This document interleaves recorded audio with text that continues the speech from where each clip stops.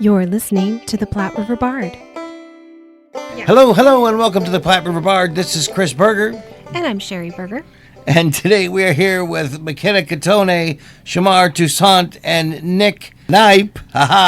They play Veronica, Ram in the ensemble, and JD, respectively. But not all together, but sometimes all at the same time.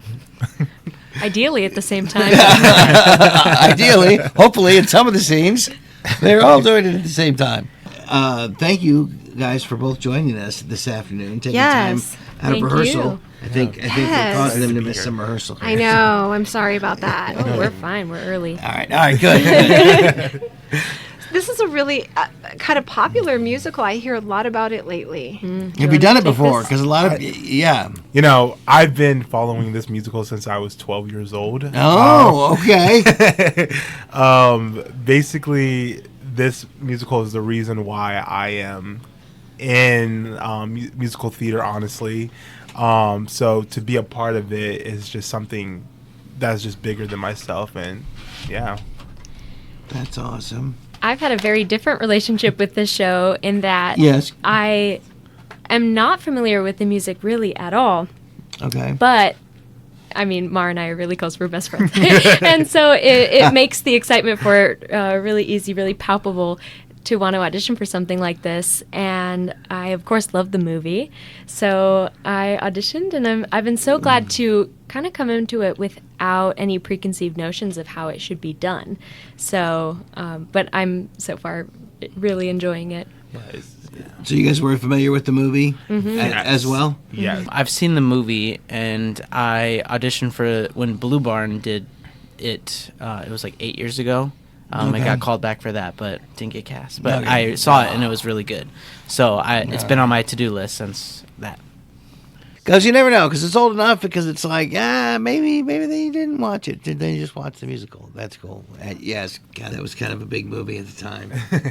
Holy cow. Yeah, it's Winona Ryder and Christian Slater, correct? Yes, they were the two big people out of there. The reinterest in this material is fascinating to me, because it's, although we were reading that this was one of the big inspirations for Mean Girls. Yeah. Which when you stop and think about it, it's like, well, that makes sense. Yeah, it's very obvious when you watch the show. Yeah. Now, is this so first time you guys, all of you, doing it for the first time? Yes. See, that's always fun, though. It's always fun when you have a cast full of people who have never done the show before, because invariably you'll always have some people who've done it before. Yeah. So a lot of times, we did it this way. Yeah. We don't care. It's new. New vibes. So what inspired you to try out for these particular parts? You should start, probably. Well, Do it. So the funny thing about this is that again, Ram Sweeney has been like my dream role since forever. It was just something about just playing like an 80s jock that it just struck my like nerve. I was like, oh my god, that sounds so fun.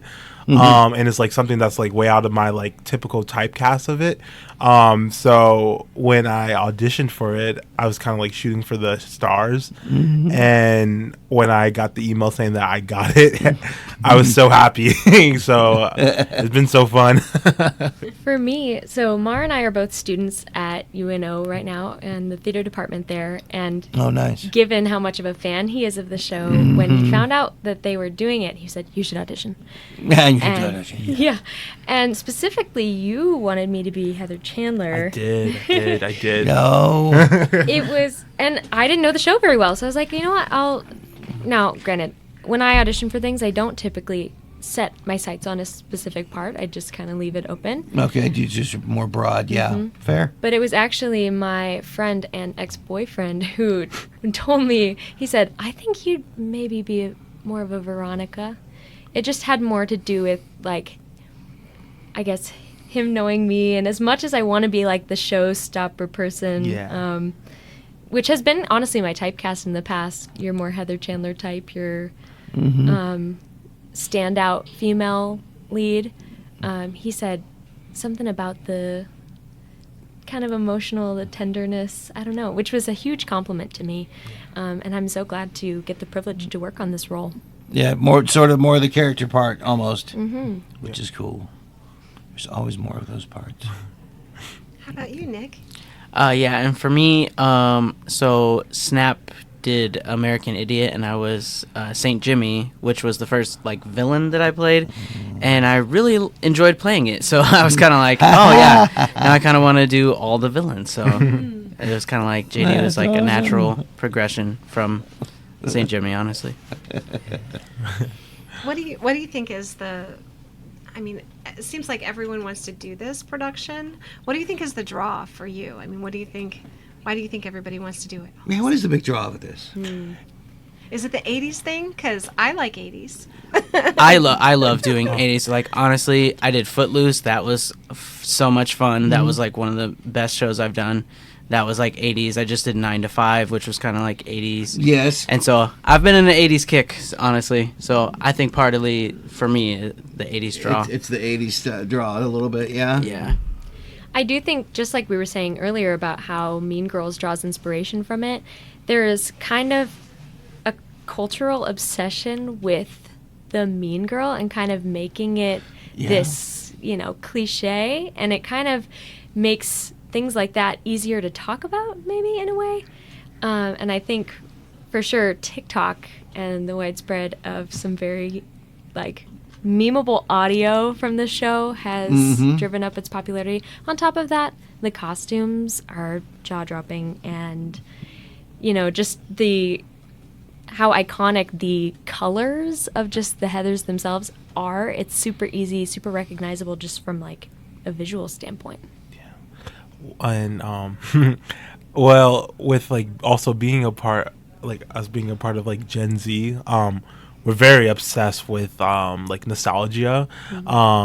So just the stuff with anything that's set in a different time than today, we're so into it. Me, I could tell you now, I love anything 50s all the way through early 2000s. I eat it up like crazy. And it's just, I don't know, it's just something about those eras, especially the 80s. It's just I don't know, just stuff was alive. You don't get it today anymore, how I feel it was back then, music, clothes, and it's just, man, to just be in the 80s and watch MTV would just be a bucket list goal for me. Well, you'd have to give up your phone. Yeah, that's hard. And some of the streaming, because back in the 80s, it was MTV that was the beginning of all of it. Otherwise, we were just watching TV just with the antenna, and then the kids always became the channel turners because there was no remote control either back there. So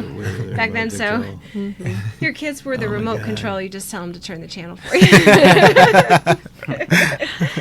So you'd have to give up a few things to go back. Yeah, that's true. The early days of MTV when they played music videos. Honestly, though, I really don't enjoy the fact that, as far as business goes, anyone can contact me at any time of day and night. I agree. So there's a part of it where you have to give up your phone, and there's you get to give up your phone. Yeah, you get to give up. Yes. And just the way my parents talk about it, just life seemed more simple. Now I do feel more privileged in the sense that I didn't really have a mean high school experience. The show is definitely exaggerating. Sure. But I think because of the internet, all of that stuff kind of existed outside of the classroom. So I was privileged enough not to really witness much bullying in person, nor be part of it. So thankfully. Not that it didn't happen, I'm sure it did. But since cyberbullying was so huge, if you just turned off your phone, you didn't really have to deal with it. It's true. Right. So what's your favorite song out of this musical? Yeah, because I'm assuming you guys probably heard the soundtrack. Have you guys actually seen the musical, or just heard the soundtrack? Because sometimes you get to see it and sometimes you don't. Yeah, I saw it 8 years ago. My friend was in the Blue Barn production. You guys did okay. Yeah. my favorite song to sing is "Meant to Be Yours," even though it's a beast of a song. Honestly, that's like one of the climaxes songs. But probably to listen to, I would probably say, I don't know, "Never Shut Up Again" is really good, and then "My Dead Gay Son" is iconic. So one of those two, probably. Fair enough. Well, I came into the show only knowing about Candy Store. Okay. And as far as talking to people goes, that seems to be the cultural favorite. Yeah, everybody names that one. I also really enjoy listening to it. But as far as performing goes, I've grown a soft spot for 17. We were just kind of working on that and finding more nuance with it, and I'm excited to watch it grow, because that's, again, like a ballad to what it means to be just free and young while you're on the cusp of adulthood. Yeah, huge for me is definitely going to be Candy Store, because I just like the, it's the best villain song like of musical theater in my opinion. It's just like, it just shows you like how aggressive the Heathers are, and how they can tell you like how quick they can get whatever they want, and like just stuff like that. I eat it up. One thing about me, I love me some strong female lead characters who are very like I eat it up. That's just that. I would like to point out, since this is audio only, that Mar is holding a football. I am. Just, I guess, to get in character. I don't know. I don't know how that happened. He does have one. I was about to say. What did it say? What did you say? I was about to say, and Nick has a bomb, because his character has a bomb. Like, maybe that shouldn't be on there. That would have been really fun. But he doesn't. I'm sorry. You should have said it. I would have lost my mind. You get to say it again. Just give it a break, say it, and then they'll decide if it goes in or not. There you go. Okay. There you go. Yeah. And Nick has a bomb. Strike that. I mean, that's a great question. What do you do to get into character? So obviously a football is one. I'm not really into my getting into character phase at the moment. We kind of just wrapped blocking. Okay. I've been doing that with, it's of course important to be in character for sure. any moment when you're working on a production, but I'm starting to find some idiosyncrasies, some physical movement that kind of gets her in the zone. It also helps that I get to put my hair up in a nice, big, floofy, half up, half down scrunchy look. It seems like as soon as I take off the scrunchie, I become myself again. But I'm still working on it. But, Winona Ryder is the queen of giving little Easter eggs into the characters' inner thoughts. So I guess I could always look back at the source material and find something interesting that maybe hasn't been done on stage yet. Yeah, that's a good idea. Yeah. How about you, Nick? How do you get into your villainess? I try not to do method acting, especially with this one, because there's lots of murder going on. Yeah. But I tend to do playlists with music I've done of that. songs that kind of get me in the vibe. Don't Fear the Reaper is my main one that I have on my JD. Did not. And we're going to hear some of it. Jesus. Woohoo! And Highway to Hell. Sorry. There too. Also a good one. So I'm trying to put 80s songs that kind of give those deadly vibes. For sure. That's definitely helps me.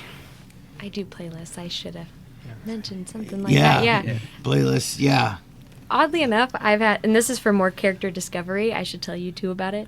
I've been using the same quiz online for every show that I've done since I found out about it. It's called The Animal in You, and it's a zoological quiz. It's set up by actual biologists and stuff, where you take a series of questions and it tells you what animal you are, and not only what animal you are, but a bunch of reasons why you're the animal and compatibilities with other animals and levels of aggression, anger, size. Super interesting.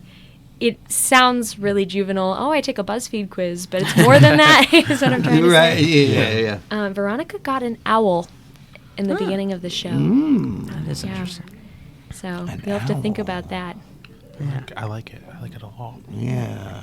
I'm sure I'm like a lion or something. Yeah. And something you take pre-show and post-show, like where's your character at the beginning and where's your character at the end, And where then are you at the end? yeah, track the anamorph situation that happens in between. Yes. I feel like Ram is a chihuahua.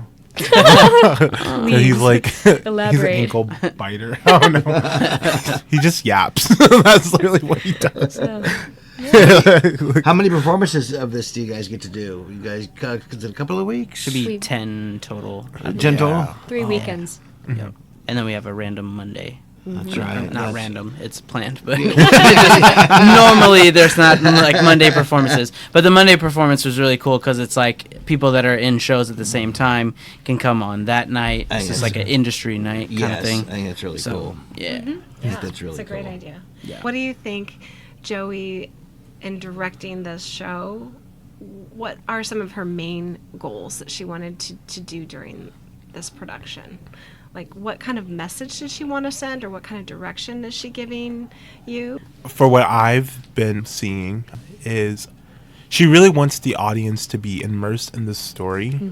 And I really love that approach. I've always thought immersive theater is like kind of the best way you could do about theater, because you can easily sit there and like watch people on stage for like 2 hours, do the show, and then you leave and then you get nothing really out of it. Like, oh, it was nice, it was well performed, like that's all.